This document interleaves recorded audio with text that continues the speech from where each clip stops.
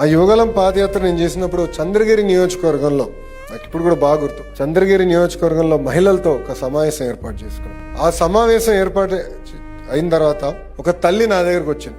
మొత్తం కప్పేసుకుని ఉంది, కేవలం కళ్ళే కనపడుతుంది. వచ్చి మీతో పర్సనల్ గా నేను మాట్లాడాలని, మీడియా ఎవరు ఉండకూడదు, ఎవరు ఫోటోలు తీయకూడదని నాకు చెప్పాను. నేను కూడా ఆశ్చర్యపోయా.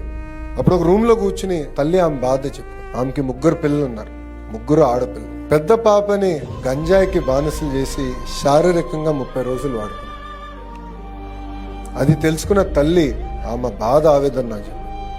ఆమె ఒకటే అనింది, మీరు ఇంత దూరం వచ్చారు, నడుస్తూ వచ్చారు, సిఎంసి వెల్లూరుకి ఒక్క మాట చెప్పండి, డీఅడిక్షన్ సెంటర్కి మా పాపని తీసుకెళ్తా, లేదంటే మా పెద్ద పాపని నేనే చంపేస్తాను ఆమె చెప్తాం జరిగింది. అందుకే ప్రజాప్రభుత్వం ఏర్పడిన తర్వాత డ్రగ్స్ పైన ఒక యుద్ధం ప్రకటించాం. ఇది చాలా సీరియస్ గా తీసుకోవాల్సిన బాధ్యత ఇక్కడ ఉన్న మనందరి పైన ఉంది.